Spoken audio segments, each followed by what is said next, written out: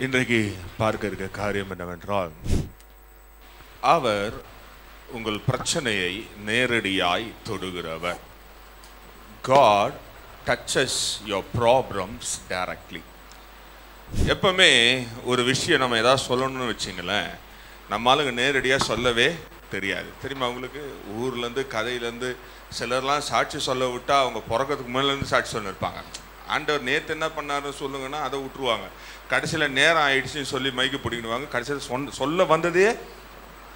ஆனால் நம்ம ஆண்டவர் அப்படி கிடையாது. எதையா செய்ய வேண்டும் என்றால் நேரடியாகவே அதை செய்கிறவராய் இருக்கிறார்.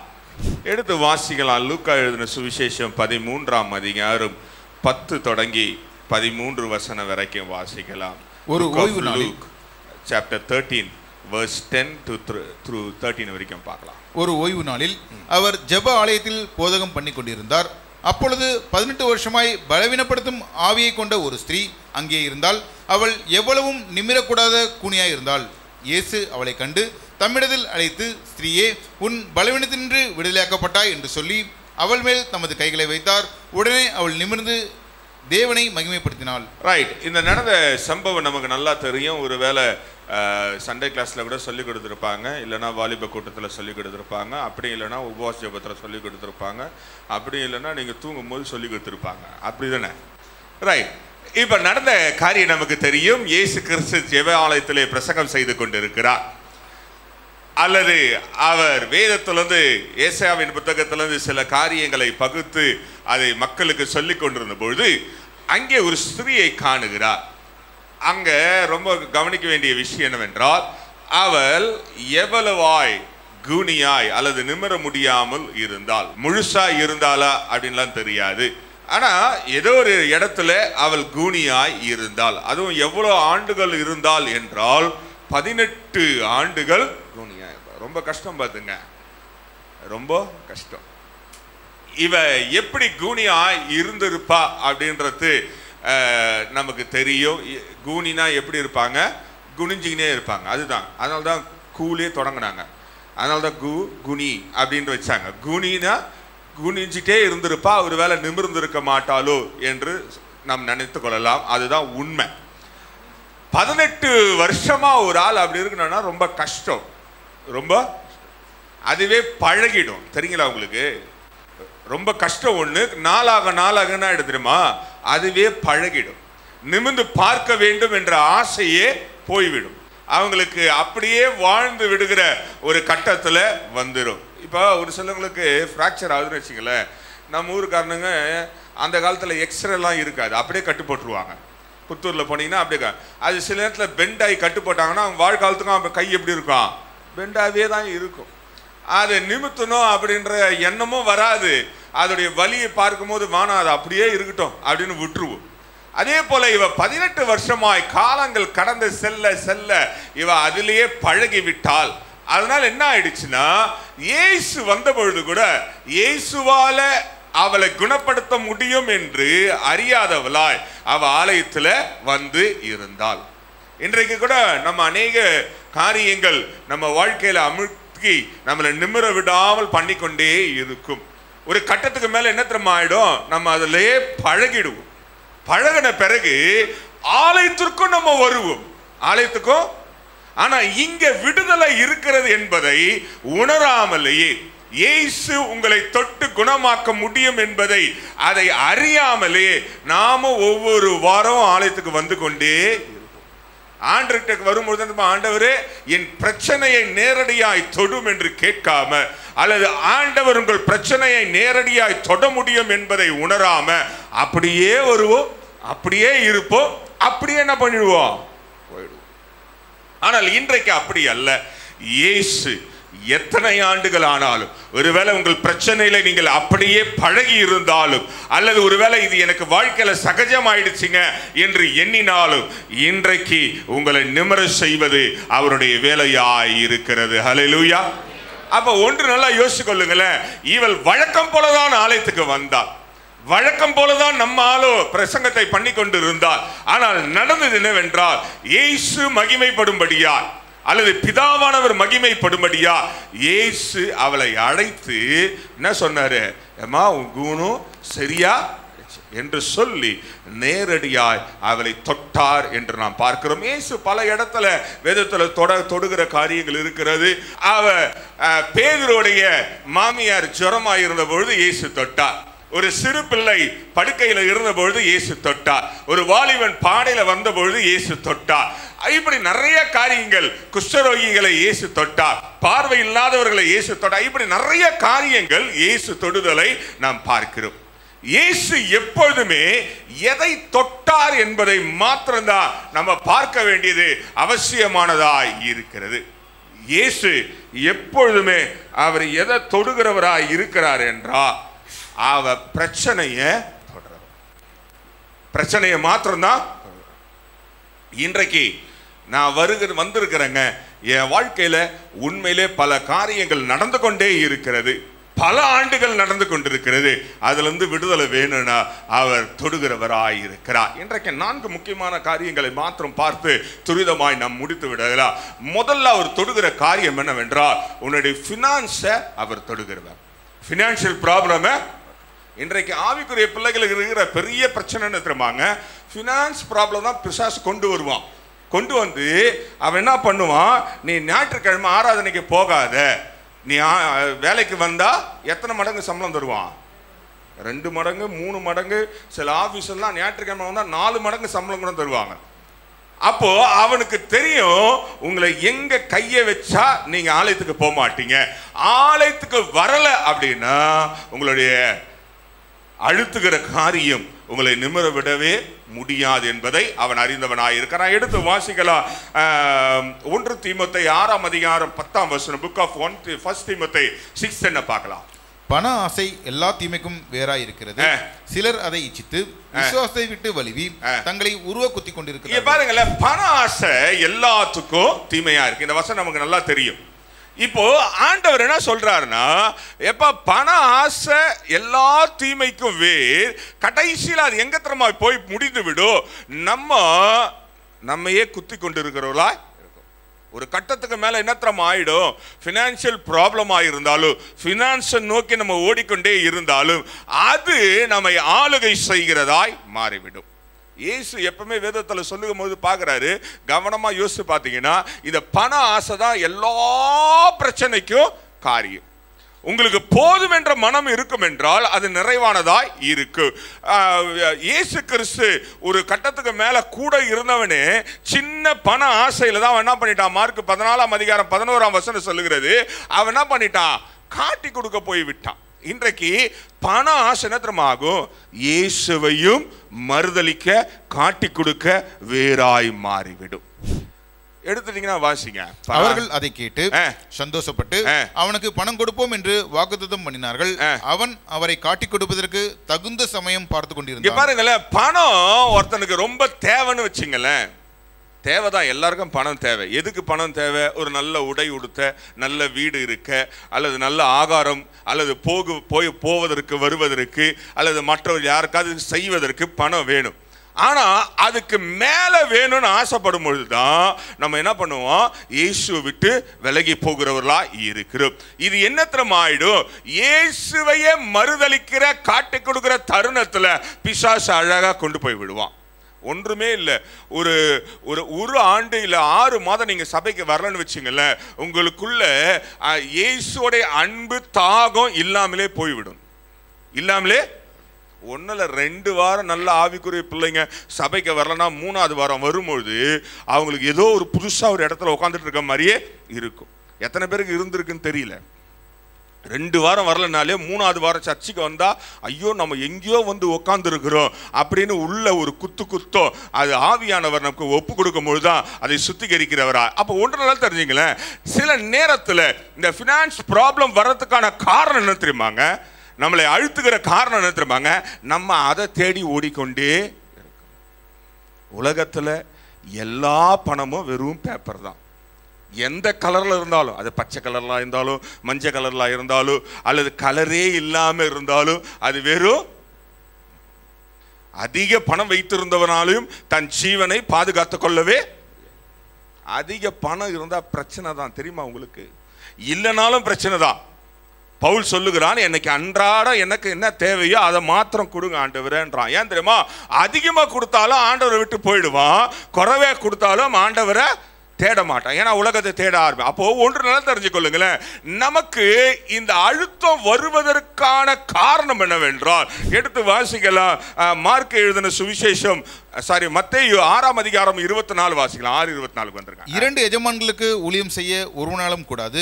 ஒருவனை பகைத்து ஒருவனை சிநேகிப்பான், அல்லது ஒருவனை பற்றி கொண்டு மற்றவனை அசட்டை பண்ணுவான். தேவனுக்கும் உலக பொருளுக்கும் ஊழியம் செய்ய உங்களால் கூடாது. இங்க பாருங்களேன், இந்த பண பினான்சியல் ப்ராப்ளம் வருவதற்கான பேசிக்கான காரணம் என்ன தெரியுமாங்க? உலக பொருள் மேல நமக்கு ஆசை. அதுதாங்க ப்ராப்ளமே, பிரச்சனையே அதுதான். இப்போ நான் எப்பவுமே சொல்லுகிற ஒரு காரியம் தெரியுங்களா, நீங்க எவ்வளவுதான் சேர்த்து வைத்தாலும் இந்த பூமி விட்டு போகும்பொழுது ₹1 கூட நம்ம கொண்டு போக மாட்டோம். ஏன் கொண்டு போக மாட்டோம்? நான் தலையில வைக்க விட மாட்டேன். வைப்பாங்க தெரியுங்களா தலையில ₹1, அது நம்ம வைப்போம். அப்ப நம்ம எதுவுமே எடுத்துருப்போம். அந்த ₹1 கூட நமக்கு கிடையாது. அவங்களுக்காவது ₹1 வச்சு அனுப்புவாங்க. ₹1, ₹5 இல்லை எதையாவது ஒன்று தலையில வச்சு அனுப்புவாங்க. நமக்கு அது கூட கிடையாது பார்த்துங்க. அப்ப ஒன்று யோசிச்சு பாருங்களேன், நம்ம இந்த பொருள் ஆசை, பொருள் மேல நம்ம கண்ணு போகும் பொழுது அழகா பிசாசு மிகப்பெரிய பாரத்தை கொண்டு வந்து விட்டுவிடுவான். இன்றைக்கு அநேக கிறிஸ்தவர்கள் படுகிற பெரிய கஷ்டம் தெரியுமாங்க, எல்லாத்தையும் கடன்ல வாங்கி விடுவது. அதுக்கப்புறம் வந்து உபவாச ஜெபத்துல சீட்டு எழுதி கொடுக்குது கடன்ல இருந்து. பாவம் இந்த வயசான ஆயங்கெல்லாம் உட்காந்து, ஆண்டவரே அந்த பிரதருக்கு அந்த சிஸ்டருக்கு கடன்ல இருந்து இப்போதே நீங்குவதாக. ஆண்டவர் பார்ப்பாரு, ஏன் தேவையில்லாம ஜீவனை வேஸ்ட் பண்ற, அது அடங்காம போய் தலை மேல பாரத்தை தூக்கி வச்சுக்கின்னு உக்காந்துன்னு அழுத்துதுன்னு அதுவும் ஞாயிற்றுக்கிழமான என்ன பண்ணுது? பாவம் இந்த வெள்ளிக்கிழமை உபவாச ஜெபம் பண்றவங்களை யோசிக்கும் பொழுது நான் ரொம்பவும் அவங்களுக்காய் ஜெபிக்கிறேன். ஏன் தெரியுங்களா, இவங்களா கொண்டு போய் தலையை விட்டுட்டு இவங்க திராணிக்கு மேல போய் செய்து விட்டு அதுக்கப்புறம் என்ன பண்ணுவாங்க? அப்புறம் ஆண்டவர்கிட்ட வந்து, ஆண்டவரே என்னை அழுத்துகிற பாரத்திலிருந்து இப்போதே விடுதலை தாங்க. ஒருவேளை இந்த காலையில் நீ அப்படி இருப்பாய் என்றால் ஆண்டவருடைய இடுப்பை தொட மாட்டார், தலையை தொட்டு அப்படியே பூமிகள் அமுக்கும்படியா நான் ஆண்டவர்கிட்ட ஜெபிக்கிறேன்.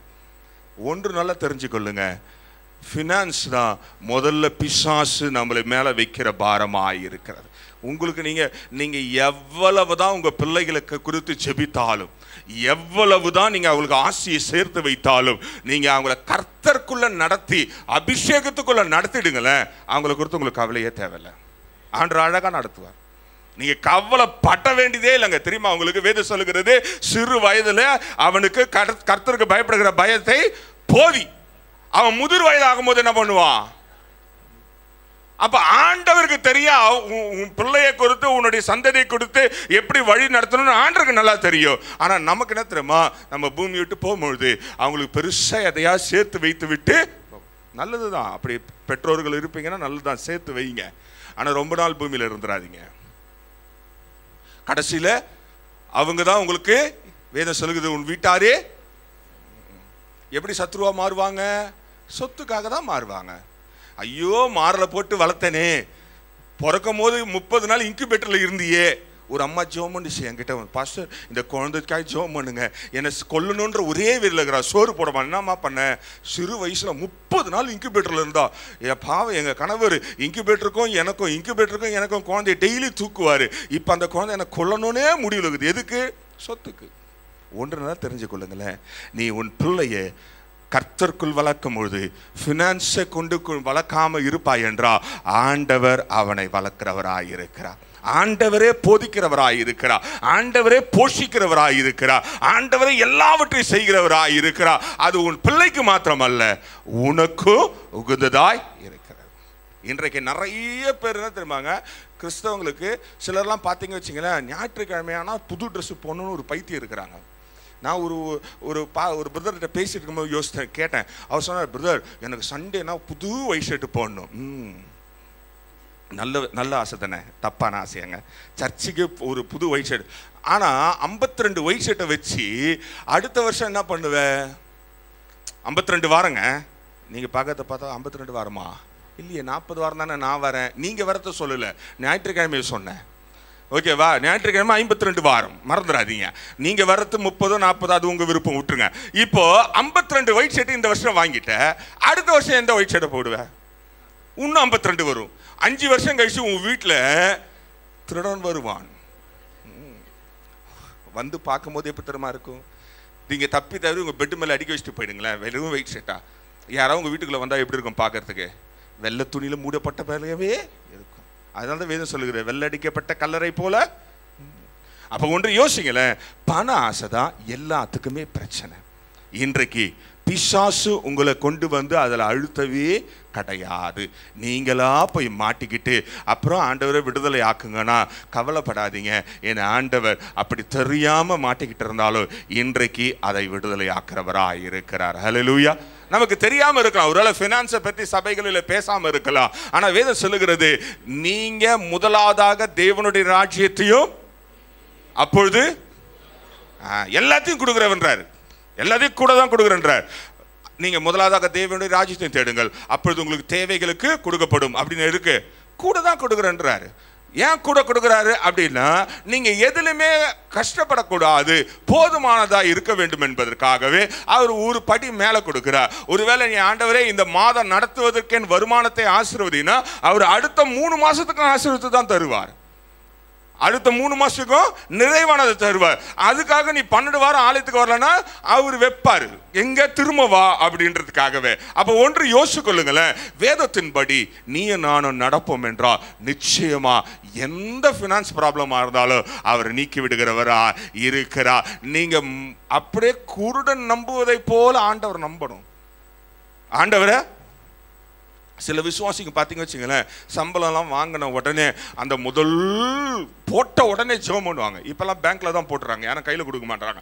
பேங்க்கில் போட்டோடனே ஆண்டவரே எனக்கு வந்த சம்பளத்துக்காய் நன்றி, மெசேஜை வச்சு ஃபோன் மேலே கை வச்சு ஜெபம் பண்ணுறது. ஆண்டவர் இந்த மெசேஜுக்காய் நன்றி, இந்த மெசேஜ் நிறைவாய் மாறட்டும், மீதியானதை எடுக்கும். ஆண்டவர் அப்படியே செய்வார், இல்லைன்னு சொல்லலை, செய்வார் தான்.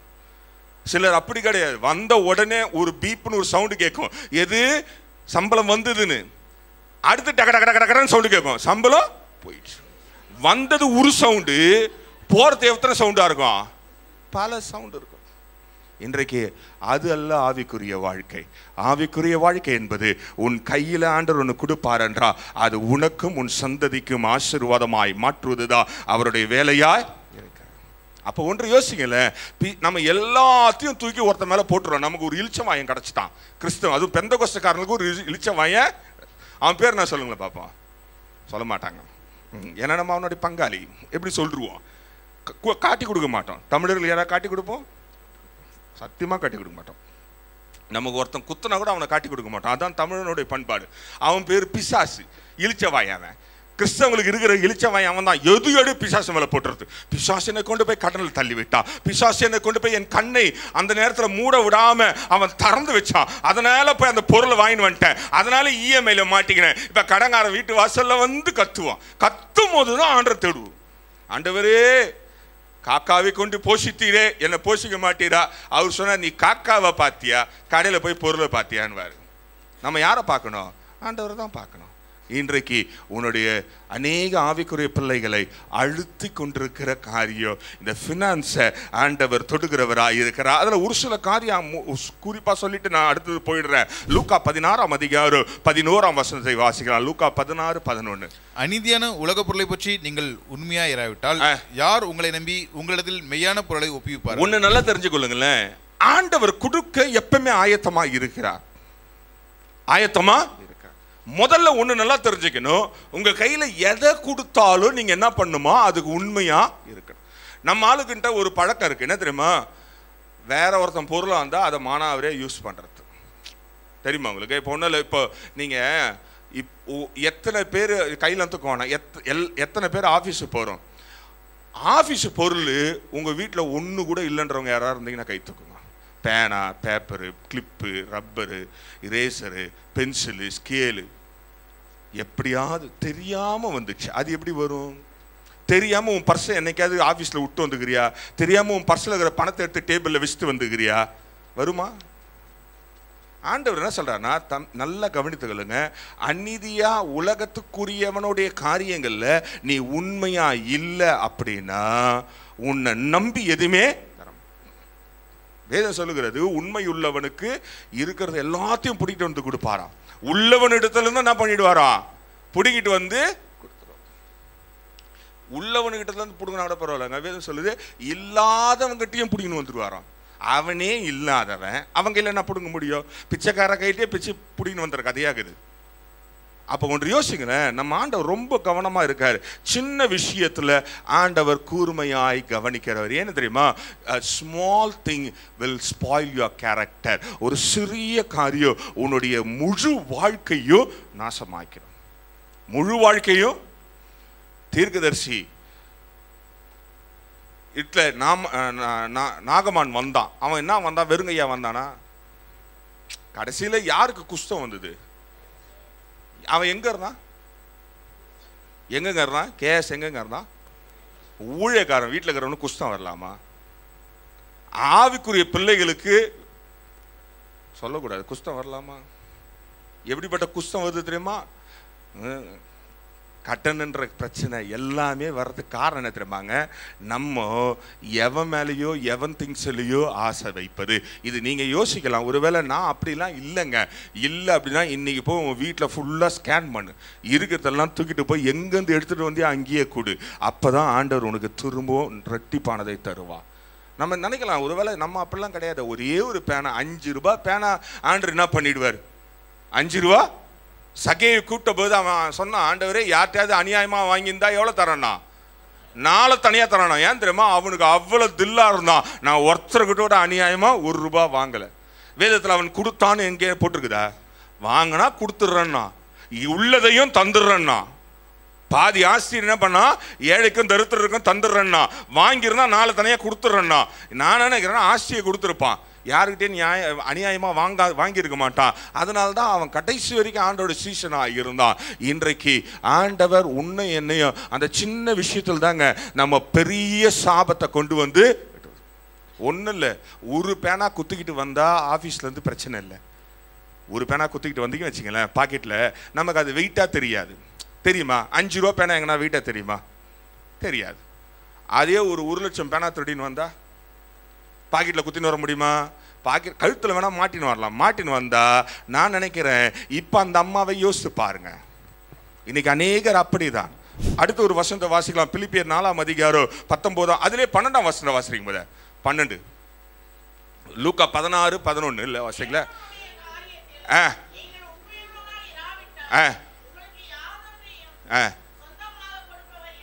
இங்க பாருங்கள, அவர் சொல்றாரு, எப்பா நீங்க எதுலையுமே உண்மை இல்லைன்னா எதுவுமே சொந்தமா.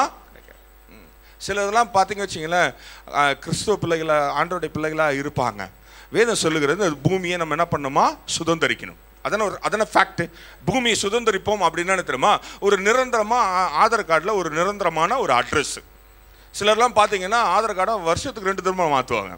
அட்ரஸ் மாற்றிக்கிட்டே இருப்பாங்க. தப்பு இல்லை, நீங்கள் மாற்றுங்க.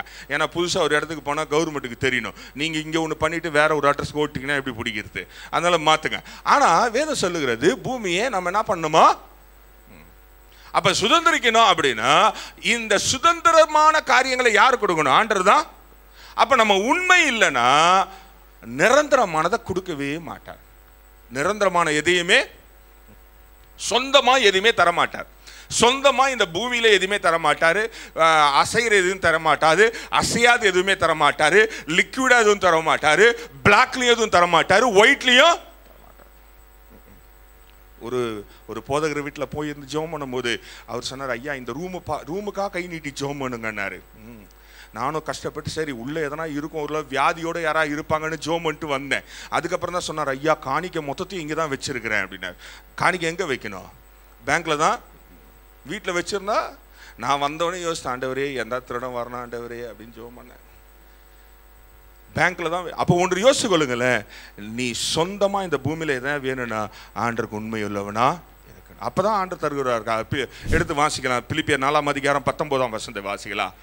என் தேவன் தம்முடைய ஐஸ்வர்யத்தின்படி உங்கள் குறைவெல்லாம் கிறிஸ்து இயேசுக்குள் மகிமையிலே நிறைவாக்குவார். இங்க பாருங்களேன், குறைவெல்லாத்தையும் நிறைவாக்குவார். நீங்க சொல்லலாம், என்னங்க நீங்க சொல்றபடி நாங்க இருக்கிறோம் வைத்துக் கொள்ளுங்களேன், நாங்க ஆபீஸ்ல எதுவுமே எடுக்கல, ஆபீஸ்ல எல்லாமே உண்மையா இருக்கிறோம், ஆபீஸ்ல எல்லா கையில வர பிரயாசத்தை எல்லாத்தையும் உண்மையா இருக்கிறோம். பொதுவா ஒண்ணு நான் செய்வேன் தெரியுமா, உங்களுக்கு ஒரு ரகசியம் சொல்றேன். நான் சந்தோஷமா இருக்கிறதுக்கு ஒரு ரகசியம் என்ன தெரியுமா, ஆண்டவர் என் கையில எதனா கொடுத்தாருன்னு வச்சுங்களேன், எடுத்து கபாக்குன்னு வாயில போட்டு முழுகிட மாட்டேன். புரியுதுங்களா உங்களுக்கு? டபல்னு வாயில போட்டு நான் ஜெபம் பண்ணுவேன், ஆண்டவரே இது யாருக்கு போய் சேரணும், எனக்கா இருந்தா எனக்கு பேசுங்க, இல்லை யாருக்கிட்டயா போய் சேர்க்கணும் அப்படின்னா நான் சேர்த்துடுறேன். அப்ப ஆண்டவர் என்ன பண்ணுவார்னா, எனக்கா இருந்தா சொல்லுவார், இது உனக்கும் உன் பிள்ளைங்களுக்கிட்ட அப்படின்னு. இல்லை இது அவங்க கிட்ட கொண்டு போய் சேர்றானா சேர்த்துருவேன். அப்போ எனக்கு என்ன ஆகும், குறைவு வருமா இல்லையா? இப்போ ஒன்றும் இல்லை, நீங்கள் 25,000 ரூபாய் கொடுக்குறீங்க, அப்படிதான் தம்பி, உனக்கு தெரியாது, சரி ஓகே 25,000. இப்போ 25,000 ரூபாயில் நான் இருக்கிற இதுக்கு வாழ முடியுமா அப்படின்னா நிச்சயமாக முடியாது. ஏன்னு கேட்டிங்கன்னா, ஒரு மாதத்துக்கு குறைஞ்சது ஒரு 50 பேர் என் வீட்டுக்கு வருவாங்க. எதுக்கு வருவாங்க? பாவம், எதுக்கோ பாவம் தேவைக்கு வராங்க, இல்லைன்னா சொல்லணும்னு வச்சுங்களேன். ஒரு ஆளுக்கு ஒரு 5 ரூபாய் கொடுத்தா கூட 50 பேருக்கு எவ்வளோ ஆச்சு? 5 ரூபா கொடுத்தா போயிடுவாங்கன்னு நினைக்கிறீங்களா? போவாங்க? நீங்கள் போயிடுவீங்களா? நீங்கள் ஏதோ ஒரு தேவைக்காக வரீங்க, ஒரு 5 ரூபா கொடுக்குறேன் அப்படின்னா போயிடுவீங்களா? அப்படின்னா போக மாட்டோம். குறைஞ்சது ஒரு 1000 ரூபாய் 2000 ரூபான்னு. அப்போ என்னுடைய தேவையை ஆண்டவர் நிறைவாக்குறாருன்னா, கிறிஸ்து இயேசுக்குள்ள நம்ம என்ன பண்ணோம்னா, நிறைவாய் மாறுவதற்கு கையில் உள்ளதுல உண்மையா இருக்கணும். உன் கையில் எவ்வளோ சம்பளம் வந்தாலும் அது உனக்குன்று எண்ணினா ஆண்டவர்கிட்ட நீ பைத்தியக்காரனா இருக்கிற. ஃபினான்ஸ் உங்களுக்கு சொல்லித்தரேன். உங்கள் சம்பளம் எவ்வளோ வேணா இருக்கட்டும், 10,000 இருக்கட்டும், 10 கோடியாக கூட இருக்கட்டும், ஆண்டவரே இந்த பணம் எனக்கு கொடுத்துருக்குற, இந்த பணத்தில் என்னுடைய குடும்ப தேவை இவ்வளோ இருக்கு, மீதி கண்டிப்பாக இருக்கும், கண்டிப்பாக இருக்கும். மீதி இல்லாமல் நம்ம கழுத்தில் காதில் எதுவும் புதுசாக வராது. வரும்னு நினைக்கிறீங்க? இந்த வருஷம் எத்தனை பேர் புதுசாக வாங்கினீங்க கழுத்தில் காதில் அப்படின்னா அதெல்லாம் மீதியானது தான் வாங்கியிருக்கீங்க, இல்லைன்னு சொல்ல, நல்லது தான், ஓகேவா? ஆனால் ஆண்டவர்கிட்ட போய், ஆண்டவரே இந்த மீதி எனக்கு கொடுத்துருக்க, இதை நான் எங்கே ஆண்டவரை செலவு பண்ணும்? ஆண்டவர் உங்கள்கிட்ட வந்து கையிலேருந்து பிடிக்க மாட்டார், தெரியுமா உங்களுக்கு? அவருக்கு தேவையே இல்லை. உங்கள் பணம் தேவையில்லை, உங்கள் பொருள் தேவையில்லை, உங்கள் ஆசை தேவையில்லை, உங்கள் கையின் பிரயாசம் தேவையில்லை. ஆண்டவர் சொல்லுகிற காரணம் தெரியுமா, அதை வைத்து நிறைவாய் மாற்றுவதற்கு அவர்கிட்ட கொண்டு வந்து கொடுத்துடணுமா. கொடுக்கும் பொழுது அவர் அதை நிறைவாய் மாற்றுறார். அதுக்காக எடுத்துகிட்டு வந்து காணிக்கை பெட்டியில் போட்டுருங்கன்னு நான் சொல்ல மாட்டேன், ஓகேவா? காணிக்கை பெட்டியில் போட்டால் நீங்கள் மறந்துடணும், நான் அப்படியே எடுத்துன்னு ஓடிடுவேன். காணிக்கை பெட்டியில் நானே சொல்கிறேன், உங்கள் கையில் இருக்காது, ஆண்டவர்கிட்ட சொல்லுங்கள், ஆண்டவரே இது எப்படி ஆண்டவரை நிறைவாய் மாற்ற முடியும்? என் தேவைகள் இருக்கிறது, என் பிள்ளைகளுடைய தேவைகள் இருக்குது, எனக்கு இந்த பூமியில் ஒரு சொந்தமாக ஒரு விலாசம் வேணும், நான் போவதற்கு ஒரு வாகனம் வேணும். உங்கள் கையில் வெறும் 1000 ரூபா தான் மாதம் இருக்குதுன்னு வச்சிங்களேன், அதை வச்சு ஜெபம் பண்ணி பாரு, ஆண்டவர் அதை அழகாக பெருக பண்ணுகிறவராக இருக்கு. ஆனால் நம்ம என்ன நம்ம பண்ணுவோம், ஆண்டவரே என் மடி அமுக்கி குலுக்கி சரிந்து விடும்படியா எங்கே போடணுமா? ஏன் மடியில் போடுங்க ஆண்டவர். ஆண்டவர் பாப்பார், மடியிலெல்லாம் போடுறதுக்கு ஒன்றுமே இல்லை, ஏன்னா உன் கையில் எதுவுமே இல்லை. ஆண்டவர் எப்படி அதிசயங்களை செய்வார் என்றால் உன் கையில் இருக்கிறத வச்சு தான் செய்வார். மாச கடைசியில் எதுவுமே இல்லைன்னு வச்சிங்களேன், அவர் என்ன பண்ணுவார்? இல்லாம தான் அனுப்புவார். அப்போ ஒன்று யோசிங்க, நீங்கள் ஃபினான்ஸில் குனியாமல் உங்களை பிசாசு தொடாத பாதுகாக்கணும்னா ஆண்டருக்கு உண்மையா இருக்கணும். இன்னும் ஒரே ஒரு வசனத்தை 2 கொரிந்தியர் 9:8 வாசிக்கலாம். 2 Corinthians 9:8 பார்க்கலாம். மேலும் நீங்கள் எல்லாவற்றிலும் எப்பொழுதும் சம்பூர்ணமுடையவர்களாயும் சகலவித நற்கிரியைகளிலும் பெருகிறவர்களாயும் இருக்கும்படியாக தேவன் உங்களிடத்தில் சகலவித கிருபையும் பெருக செய்ய வல்லவராய் இருக்கிறார். பாருங்களேன், நம்ம எதுல பெருகணும் அப்படின்னா கிருபையில தான் பெருகணும். உன்னுடைய காரியத்தை நேரடியாய் தொடுகிறவர் எப்படி தொடுவார் அப்படின்னா, நீ ஆண்டவருடைய சமூகத்தில் வரும்பொழுது உண்மையிலே சில காரியங்கள் நம்மளுடைய வாய் திறந்து மற்றவங்ககிட்ட சொல்ல முடியாம, அல்லது எனக்கு இதுதாங்க பிரச்சனை, நான் கடன்காரனா இருக்கிறேன் அப்படின்னு நம்ம சொன்னோம் அப்படின்னா மற்றவங்கெல்லாம் எப்படி யோசிப்பாங்க என்று எண்ணினாலும், அல்லது தேவையில்லாத நான் ஒரு பிரச்சனையில் போய் மாட்டிக்கிட்டேங்க, அதனால என் ஃபினான்ஷியலாக மாசம் குறைவு விழுகிறது என்று நீ எண்ணினாலும், நீ ஆண்டவருடைய சமூகத்தில் வரும்பொழுது ஆண்டவரே உங்களுடைய கிருபையை என் மீது பெருக பண்ணுங்க அப்படின்னா எல்லா குறைவும் நிறைவாய் மாற்றுகிறார். நம்ம அதை தேடுவதே கிடையாது. ஆலயத்துக்கு வரும் பொழுதெல்லாம் நம்முடைய ஜெபமித்திரமா, ஆண்டவரே எப்படியாவது என் கடன் பிரச்சனையிலிருந்து விடுதலை தாங்க, எப்படியாவது எனக்கு இந்த பிரச்சனையிலிருந்து விடுதலை தாங்க. வேதம் சொல்லுகிறது, நீ முதல்ல ஆண்டவருடைய சமூகத்தில் வந்து ஆண்டவர் என்னை தொடட்டும் என்று இருப்பாய் என்றால், இன்றைக்கு உன் வாழ்க்கையில உன்னை பினான்சியலா அமுக்கி கொண்டிருக்கிற, நிமிர முடியாத கூனியாகவே பல ஆண்டுகளாய் வைத்துக் கொண்டிருக்கிற காரியத்தை ஆண்டவர் தொடுகிறவராயிருக்கிறார். சிலர்லாம் பார்த்தீங்க வச்சுங்களேன், பல வருஷமா இஎம்ஐலே வாழ்ந்துன்னு இருப்பாங்க. இஎம்ஐலே, இந்த இஎம்ஐயை கண்டுபிடிச்சவன் மட்டும் எவன் தெரிஞ்சான்னு வச்சுங்களேன், கல்லால் அடிப்பேன். பல கிறிஸ்தவங்க பாவம் இஎம்ஐலே இருக்கிறாங்க. எடுத்த உடனே பிரதர் எவ்வளோ சம்பளம் இவ்வளோ பிரதர், ஆனால் இஎம்ஐ இவ்வளோ போயிடும். அப்புறம் மீதி என்ன பண்ணுவீங்க, அப்படியே ஜோமணி ஓட்ட வேண்டியது தான். ஜோமணி நம்ம ஓட்டுற வேலை கிடையாது. காலை தூரம் அவருடைய கிருபை புதிதாக இருக்கிறதுனா டெய்லி கொண்டாட்டம் தான் கிறிஸ்தவனுக்கு, டெய்லி. ஆனா நம்ம கொண்டாடுகிற 2 தருணங்கள் உண்டு. இன்னொன்று கிறிஸ்துமஸ், ஒன்று ஈஸ்டர் ஒன்று. அது 2த்தையும் நம்ம கொண்டாடுவோம். ஏன்னா நம்மலாம் மற்ற கிறிஸ்தவர்கள் போலவே நீங்கள் பதிலளிச்சதுக்காக ஆண்டவர் உங்களை ஆசீர்வதிப்பார். நம்ம கொண்டாட வேண்டிய ஒரே ஒரு பண்டிகை இருக்கு. என்ன தெரியுமா பண்டிகை? அது நியூ இயர். ஆண்டவரே இந்த வருஷம் கொடுத்ததுக்கு, இல்லைன்னா 25லே தூக்கிட்டு இருந்தா என்ன பண்ண முடியும்? 25க்கு 26க்கு போகும்போது நன்றி ஆண்டவர், இன்னொரு ஆண்டை கூட்டி கொடுத்ததுக்கு. பிறந்த நாள் கூட கொண்டாடலாம், தப்பு கிடையாது, கொண்டாடுங்க. ஆனால் நீங்கள் வந்து இங்கே ஜோம் பண்ணிட்டு மட்டும் போகிறீங்க, என்ன வெறுங்கையை அனுப்பிச்சிடுறீங்க. வரும்போது பிரியாணி வாங்கிட்டு வாங்க, நாங்களும் வயிறார தின்னுட்டு உங்களுக்கு ஜோம் பண்ணுறேன். அப்போ ஒன்று யோசிங்க, ஒரு ஆண்டு கூடும் பொழுது ஆண்டவருக்கு கொண்டாடணும், ஒரு நாள் கூடும் பொழுதே கொண்டாடணும். தெரியுமா உங்களுக்கு? ஒருவேளை நேற்று தூங்கி இன்றைக்கு எழும்பவில்லை என்றால் நிச்சயமாகவே கடினமாய் இருந்திருக்கும். உங்களுக்கு அல்ல, உங்களை சுற்றி இருக்கிறவர்களுக்கு. அப்போ யோசிச்சு பாருங்க, கொண்டாடணும், டெய்லி கொண்டாடணும். அதுதான் கிறிஸ்தவனுடைய வாழ்க்கை. அப்படி கொண்டாட வேண்டும் என்றால் அதுக்குரிய காரியங்கள் எல்லாம் நிறையா இருக்கு. இப்போ உங்கள் வீட்டில் ஒரு கொண்டாட்டம் வச்சுருக்கீங்க. இப்போ சர்ச்சை முடிஞ்சோடனே மகேஸ்வரி வீட்டில் ஜபத்துக்கு கூப்பிடுறாங்க. அது ஒரு கொண்டாட்டம் தானே உங்களுக்கு? கொண்டாட்டம்னா ஃப்ரீயாக வந்துட்டு ஃப்ரீயாக போயிடுவாங்களா? அதில் எவ்வளோ செலவு இருக்குது? தண்ணி பாட்டிலாவது வாங்கி வைக்கணும். தண்ணி பாட்டில் ஃப்ரீயாக கொடுப்பானா? கிடையாது. அட்லீஸ்ட் ஒரு கேஸ் தண்ணி எவ்வளோ தம்பி? 85 ரூபாவா? ஓகே, 85 ரூபா கொடுத்தா தண்ணி பாட்டிலாவது வாங்கி வைக்கணும். அந்த 85 ரூபா யார் கொடுக்கணும்? அது கொண்டாடுறதுக்கு பணம் தேவை தான், இல்லைன்னு சொல்ல. ஆனால் ஒன்று நாள் தெரிஞ்சுக்கொள்ளுங்க, அதை ஆண்டவருடைய சமூகத்தில் வரும்பொழுது ஆண்டவர் அதை தருகிறவராய் இருக்கிறார்.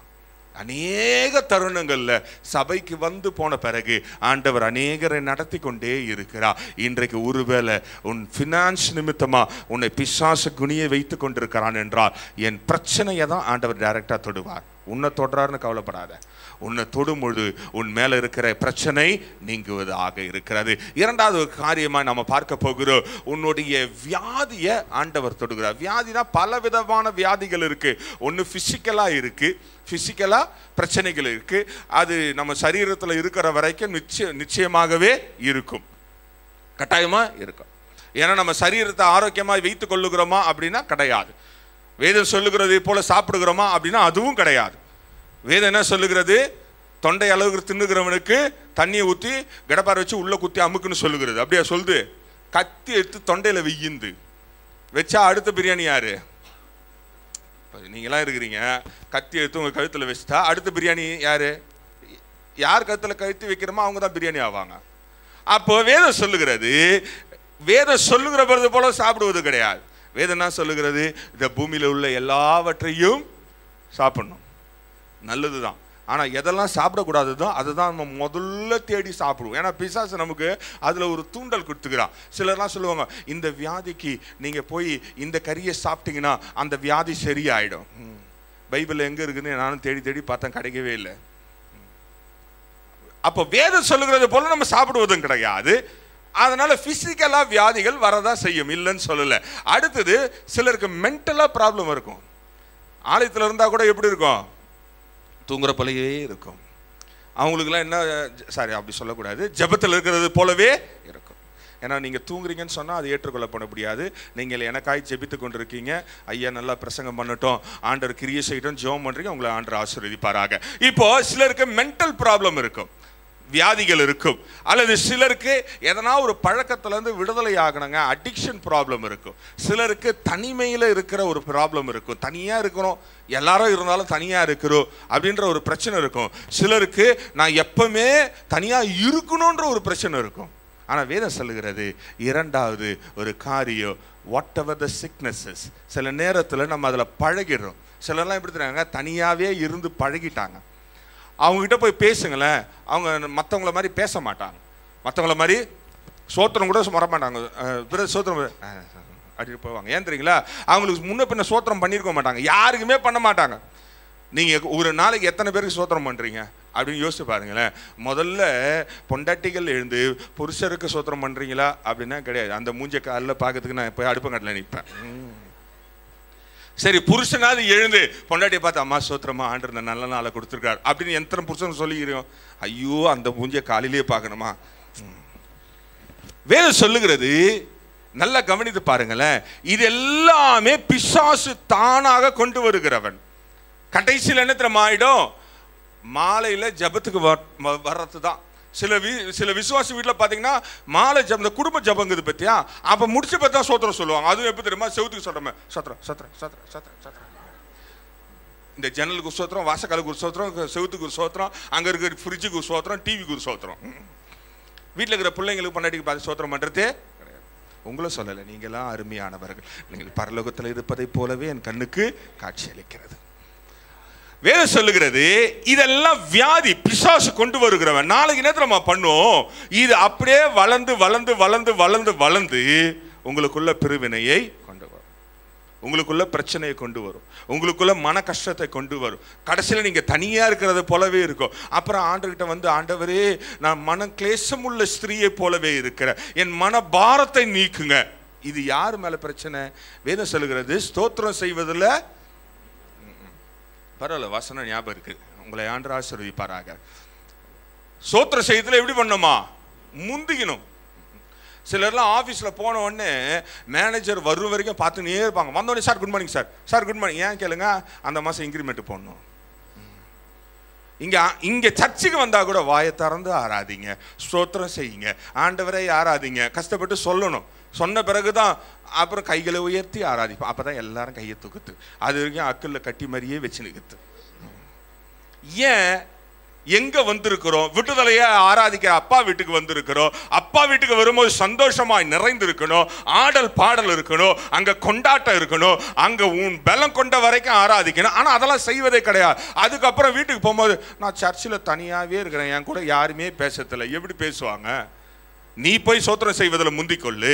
அப்போ ஒன்று நாள் தெரிஞ்சுக்கொள்ளு, வியாதியும் பிசாசு, நான் சொன்ன எந்த வியாதி, பிசிக்கலா மென்டலா லோன்லினஸா அல்லது எதுவாக இருந்தாலும், இந்த காலையில் உன்னை தனிமையாய் இருக்க வைத்து கூனியாய் வைத்திருப்பதை என் ஆண்டவர் நேரடியாய் தொடுகிறவராய் இருக்கிறார்.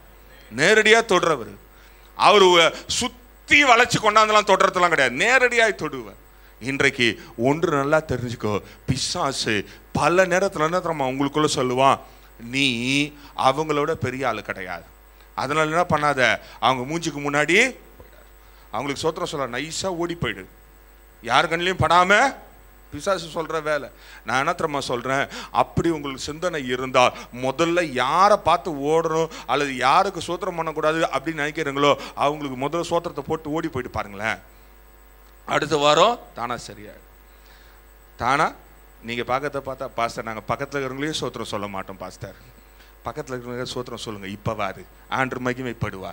உங்கள் பக்கத்தில் இருக்கிற மூஞ்சை பார்த்து சொல்லுவா ஆண்டவரும். ஏன் தெரியுமா, நீங்கள் உங்களை முகம் பார்க்கும் போது எப்போ தெரியுமா ஆகுது, எங்கள் பக்கத்தில் இருக்கிறவங்களுக்கே நாங்கள் சோத்திரம் பண்ண மாட்டோம்.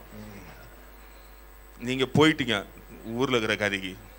ஒன்று தெரிஞ்சுக்கொள்ளு, இந்த காலையில் எந்த வியாதி உன்னை அழுத்து இருந்தாலும் என் ஆண்டவர் விடுதலை ஆக்கிறவராக இருக்கிறார். எடுத்து வாசிக்கலாம். சங்கீதக்காரன் அழகாய் சொல்லுகிறதை பார்க்கிற 103 சங்கீதம் 3, 4, 5 வசனங்களை வாசிக்கலாம். அவர் உன் அக்கிரமங்களை எல்லாம் மன்னித்து, பாருங்க அவர் சொல்றாரு, உன்னுடைய அக்கிரமத்தை எல்லாம் மன்னிச்சுட்டாரு, உன் நோய்களை எல்லாம் குணமாக்கி, உன் நோய் எல்லாத்தையும் அவர் குணமாக்கிட்டாரு, உன் பிராணனை அழிவுக்கு விலக்கி மீட்டு, உன்னை கிருபையினாலும் இரக்கங்களினாலும் முடிசூட்டி. இங்க பாருங்க, உன் பிராணனை நீ சாக வேண்டியன்ற இடத்துல உன்னை விடுதலை ஆக்கி என்ன பண்றாரா, கிருபையின் இரக்கத்தினால என்ன பண்றாரு, முடிசூட்டு. ஆமா, நமக்கெல்லாம் என்ன இருக்குது, கிரீடம் இருக்கு, கொம்பு இல்ல, தப்பா நினைச்சுக்காதீங்க, கொம்பு நினைச்சிடக்கூடாது. கிரீடம் இருக்கு, கொம்பு வேற. கொம்புன்றது உள்ளிருந்து முளைக்கிறது, கிரீடம்ன்றது மேல இருந்து. கிறிஸ்தவங்களுக்கு நிறைய டிஃபரன்ஸ் தெரியல. கொம்பு முளைச்சிட்டு ஆண்டவர் கிரீடம் வச்சுக்கிறான்னு நினச்சிக்கிறாங்க. அந்த கதை கிடையாது. கொம்பு உள்ளந்தான் முளைக்கும். தெரியலன்னா ஆடு மாடு சின்னதுலேருந்து எடுத்து வளர்த்து பாருங்க, அதுக்குள்ளேருந்தே நைஸாக ஒரு கொம்பு முளைச்சிக்கிட்டே வரும். அந்த கொம்பு சும்மா இருக்கும்னு நினைக்கிறீங்க, முளைக்கிறப்பெல்லாம் அது என்ன பண்ணும், போய் போய் முட்டி முட்டி, ஏன்னா அதுக்கு அரிக்கும், அதனால முட்டி முட்டி முட்டி அதை ஸ்ட்ராங் ஆக்கிக்கும். அதுக்கப்புறம் அது ஒரு ஒரு ஒரு குறிப்பிட்ட வயது வந்த பிறகு அந்த கொம்பு சும்மா இருக்கும், போறவங்களையும் குத்தி குத்தி கிழிக்கும். அது கிறிஸ்தவ வாழ்க்கை கிடையாது. ஆனா வேதம் சொல்லுகிறது உங்களை முடி சுட்டுகிறவர். முடி சுட்டணும்னா யாராவது உங்க தலை மேல கொண்டாது கிரீடத்தை வைக்கணும். என்ன கிரீடம் வைக்கிறாரு அப்படின்னு வாசிங்க அப்படின்னா, கிருபையும் இரக்கமான கிரீடத்தை வைக்கிறார். அந்த கிரீடம் என்ன கொண்டு வரும் அப்படின்னா 5ஆம் வசனம் சொல்லுகிறது, நன்மையினால் உன் வாயை திருப்தியாக்குகிறார். கிரீடம் இருக்கு அப்படின்னா உன் வாய் எப்படி நிறைஞ்சிருக்குமா? நன்மையினால். 2 விதமான நன்மை இருக்குங்க. வாய்க்குள்ள போறதும் நன்மையா இருக்கு, வாய்க்குள்ள வெளியே வர்றதும். வாய்க்குள்ள போறது நன்மையா இருக்குன்னு என்ன அர்த்தம்? சாப்பிட்றதெல்லாம் ருசியா இருக்கணும், சாப்பிட்றதெல்லாம் அவ்வளோ இன்பமா இருக்கும். சிலர் சாப்பாடு சமைச்சாங்க வச்சுங்கல்ல, சில ஹோட்டலில் வீட்டில் வேணா எதுக்கு வம்பு, சரி, சில ஹோட்டலில் சாப்பிட்டோம் வச்சிங்களா, அந்த ஹோட்டலுக்கு போகிறவங்க எவ்வளோ எல்லாரும் தடுத்துருவோம். நானும் இந்த இங்கே லாங் ட்ரிப்லாம் அடிக்கடிக்கு போகிறதுனால வழியில் இருக்கிற ஹோட்டலாம் சாப்பிட்டு பழகிட்டு என் பின்னாடி அந்த யாராவது போகிறான் சொல்லிடுவோம், சார் அந்த ஹோட்டலில் சாப்பிடாது, அந்த ஹோட்டலில் சாப்பிடாது, அந்த ஹோட்டலில் சாப்பிடாத அப்படின்னு வரிசையாக சொல்லிடுவேன். ஏன்னா பாவம் நான் பட்ட கஷ்டம் மற்றவங்க படக்கூடாதுன்றதுக்காக. அப்போ ஒன்று நல்லா தெரிஞ்சுக்கல, வாய்க்குள்ள போவதை ஆண்டவர் நன்மையாக மாற்றுகிறவர், வாயிலிருந்து வெளியே வர்றதையும். சட்டிக்குள்ள நல்லது போனால் வெளியே என்ன வரும்? கெட்டது தான் வரும், அழுகி போய் வெளியே வரும். உன் வாய்க்குள்ள பரிசுத்த ஆவியானவர் உள்ள போறாருன்னா வெளியே வரும்பொழுது பரிசுத்த ஆவியானவர் தான். சிலர்லாம் வயிற்றுக்குள்ளவே பரிசுத்த ஆவியானவரை வச்சு நாள் ஆனதுனால பரிசுத்த ஆவியானவர் உள்ள கெட்டு போயிட்டு இருப்பாரு. அதனால தான் அவங்க வாய் திறந்தா நாறுகிறதாய் இருக்கு. இப்போ யோசிச்சு பாருங்களேன், சில கிறிஸ்தவங்க வாயை திறந்தா ரொம்ப நாற்றடிக்கும். அப்போ நீங்க யோசிக்கொள்ளலாம், ஒன்று பாவம் பரிசுத்த ஆவியானவர் ரொம்ப நாளாக உள்ளுகிறாரு. எதுவுமே நீங்கள் பிரியாணியாக இருக்கட்டும், நீங்கள் எதை சாப்பிட்டாலுமே ரொம்ப நாள் வயிற்றுலேயே வச்சுருந்து வாயை திறந்தா எப்படி இருக்கும்?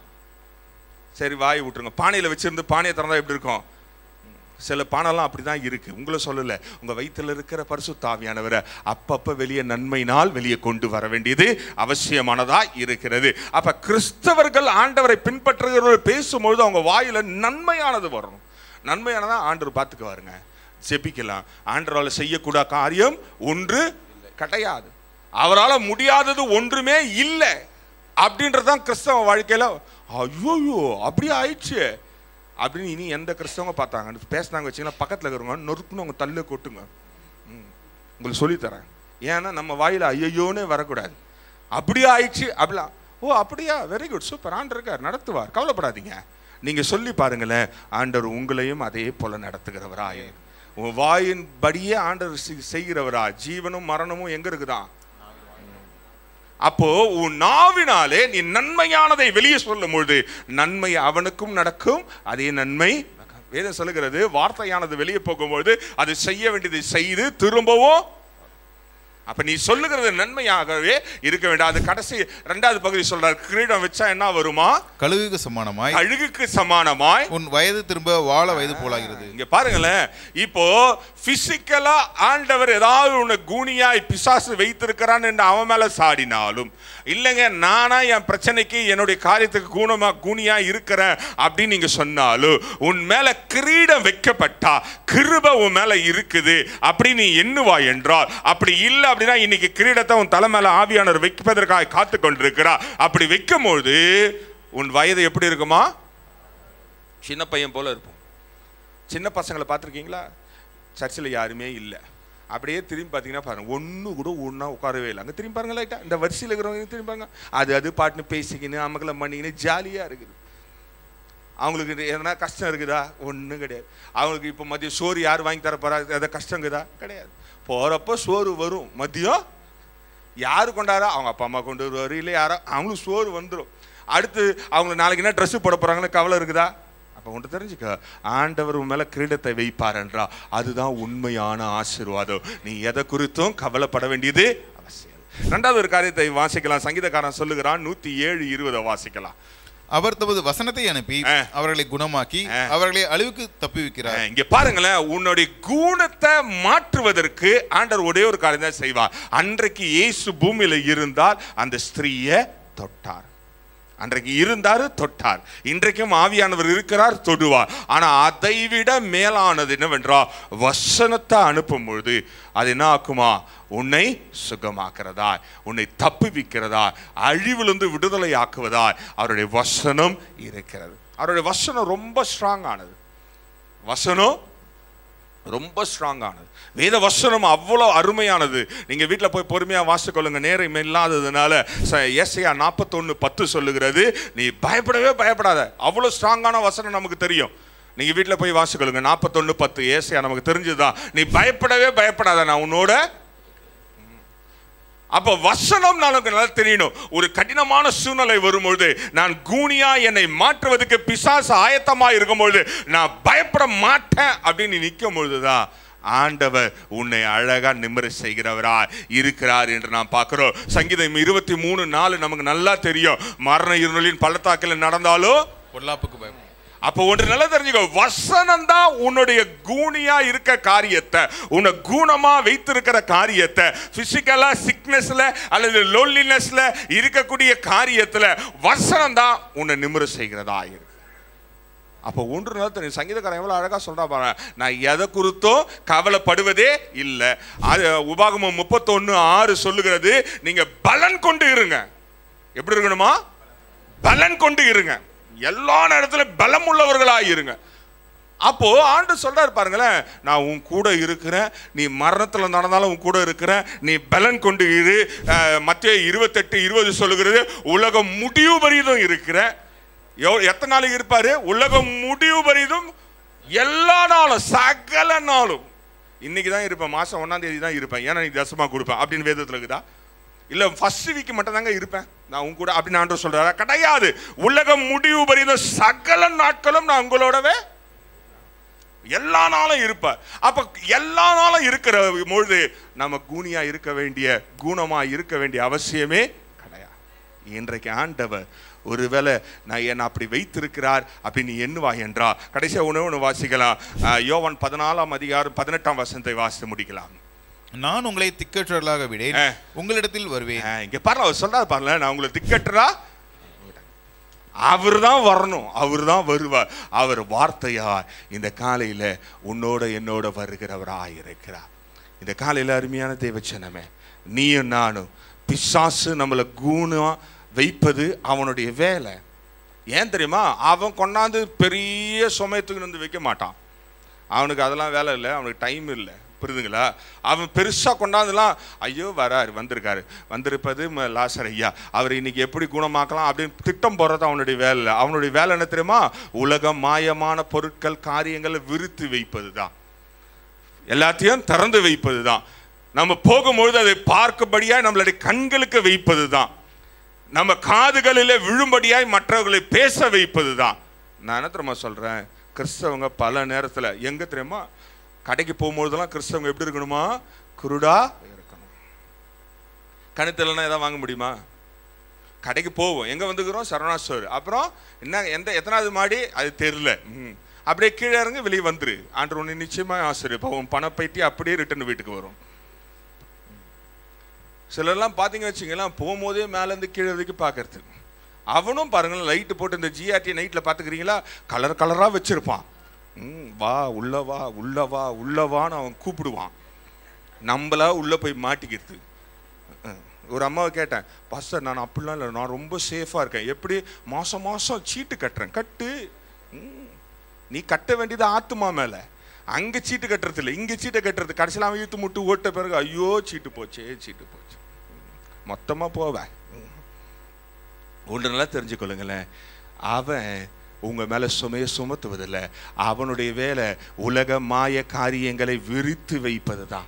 நீயா போய் மாட்டிக்கிட்டு, ஆண்டவரே என்னை விடுதலையாக்கும், நான் ஃபினான்ஸில் கூனியாக இருக்கிறேன், என்னால் நிம்மற முடியல, பல வருஷமாக இப்படி தாங்க இருக்கிறாங்க. சிலர்லாம் பழகிட்டாங்க. இங்கே பார்க்குறீங்களா, எங்கள் வீட்டில் இருக்கிற எல்லா பொருளும் இஎம்ஐயில் வாங்குது. சில விசுவாசிகள் சொல்லுவாங்க, வீட்டுக்கு போனால் எல்லா பொருளும், பிரதர் நல்லா இருக்க டிவி இவ்வளோ பெருசு எங்கே வாங்கினீங்க? இதுவும் இஎம்ஐ. வேற பொண்டாட்டியை தவிர இது எல்லாமே இஎம்ஐ. ஏன்னா பொண்டாட்டி தான் புருஷன் இந்த காலத்தில் வாங்கிட்டு இருக்காங்க இஎம்ஐயில். எப்படி இஎம்ஐயில் வாங்குறாங்க தெரியுமா? மாதம் மாதம் அம்மா வீட்டுக்கு போகும்போதெல்லாம் பொருள் எடுத்துன்னு வருவாங்க. பாருங்க, உங்களை பற்றி பெருமையாக சொல்கிறேன், நீங்கள் இப்போ சிரிக்கணும். வீட்டுக்கு போகிறப்பெல்லாம் என்ன பண்ணுவாங்கன்னா, அம்மா வீட்டிலேருந்து எடுத்துகிட்டு வருவாங்க. யாருக்கு? புருஷன் வீட்டுக்கு. இஎம்ஐயில் என்னென்னலாம் வரும் தெரியுமா? சில பையெல்லாம் பார்த்தா ரொம்ப கேவலமாக இருக்கும். வெல்லம் கூட எடுத்துன்னு வருவாங்க, சக்கரை கூட எடுத்துன்னு வருவாங்க, சுகர் வருவதாக. ஃப்ரீசரில் கறி எடுத்துன்னு வருவாங்க, கூட கறி கட்டை போட்டு எடுத்துன்னு வருவாங்க. இதெல்லாம் இஎம்ஐ வாங்காதீங்க, அன்றுங்களே ஆசீர்வதிப்பார். அப்போ இஎம்ஐன்றதே கதையே இருக்கக்கூடாது.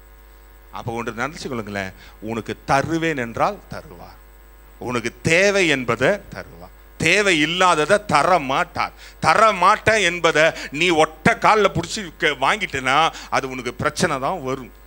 உன்னை அசிங்கப்படுத்தி தான் அது வெளியே போகும். உன்னை விட்டு போனோம் அப்படின்னா அது உன் மானத்தை வாங்கிட்டு தான். சிலர்லாம் பார்த்தீங்கன்னா ஆசைப்பட்டு பெருசாக வாங்கி வச்சுருவாங்க. பெருசாக வாங்கினா பெருசாக தான் அசிங்கப்படணும். ஒன்றுமே வாங்காதீங்க, இஎம்ஐயில் வாங்காதீங்க, கிரெடிட் கார்டில் வாங்காதீங்க. கிரெடிட் கார்டு இருந்தால் எல்லாத்தையும் எடுத்தாந்து இங்கே வச்சுருங்க, நான் உங்கள் பேரில் கடன் வாங்கிடுறேன், அப்படிலாம் கிடையாது. கொண்டு போய் ரிட்டர்ன் பண்ணுங்க, ஆண்டவர் விடுதலை ஆக்குவார். இது பிசாசு செஞ்சதுன்னு நினைக்கிறீங்களா? பிசாசு உங்கள் வீட்டுக்கு வந்து, தம்பி இந்த பொருள் ஃப்ரீயாக இருக்குது வாங்கிக்கோ, மாதம் மாதம் கொடுன்னு எந்த பிசாசும் அதை வீட்டுக்கு வந்து கொடுத்தான்? நீயா போய் மாட்டிக்கின. இன்னைக்கு அப்படி மாட்டியிருந்தாலும் என் ஆண்டவர் பிரச்சனையை தொடுகிறவர். இன்றைக்கு ஒப்பு கொடுக்கும்பொழுது பரிபூர்ணமாக விடுதலை ஆக்குறவர். எந்த பிரச்சனையா இருந்தாலும், ஃபினான்ஸ்ல எதுவா இருந்தாலும், என் ஆண்டவர் நீயும் ஆலயத்துக்கு வந்திருக்கிற இன்றைக்கு என்றால் உன்னை பேர் சொல்லி அழைத்து, உன்னை தொட்டு அதிலிருந்து விடுதலையாக்க என் ஆண்டவர் ஒருவரில் மாத்திரம் தான் முடியும்.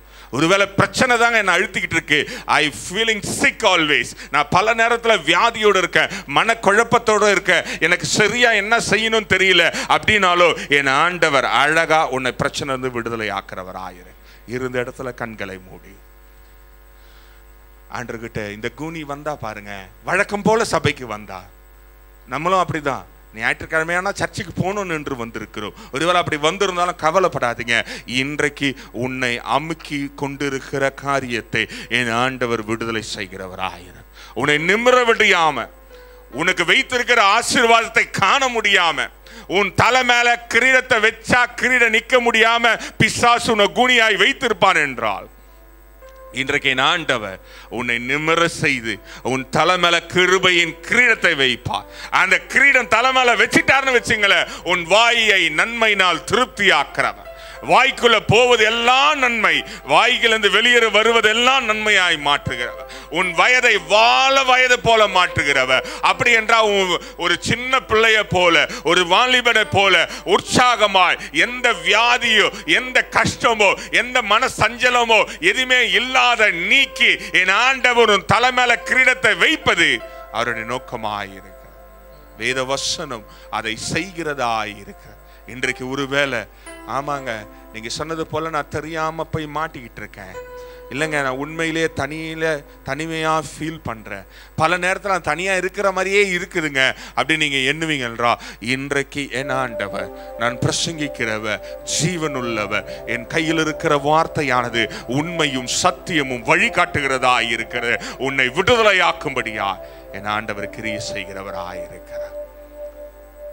ஆண்டவர்கிட்ட போயிட்டு, ஆண்டவரே, ஆமா ஆண்டவரே, இந்த காரியம் எனக்கு கூனியாவே வைத்திருக்கு, பல ஆண்டுகளா அப்படியேதான் இருக்கிறேன், பல ஆண்டுகள் பிரச்சனையாவே தான் இருக்கிறேன், இந்த பிரச்சனை எப்போ விடுதலை ஆகும் என்று நீங்க கேட்பீர்கள் என்றால், ஆண்டவருடைய வார்த்தை ஒன்றுதான் உன்னை விடுதலை ஆக்கிறது. திடன் கொண்டு, பலன் கொண்டு, தைரியமாக என் ஆண்டவர் என்னோட இருக்கிறார், என்னை தொடுவார் என்ற நம்பிக்கையோடு நீ இருப்பாய் என்றால், இன்றைக்கு ஆவியானவர் உன்னை தொடுகிறவராயிருக்கிறார். அன்பின் பரலோக பிதாவே, உம்முடைய வல்லமை பெரியது, உம்முடைய வார்த்தை வல்லமை உள்ளது.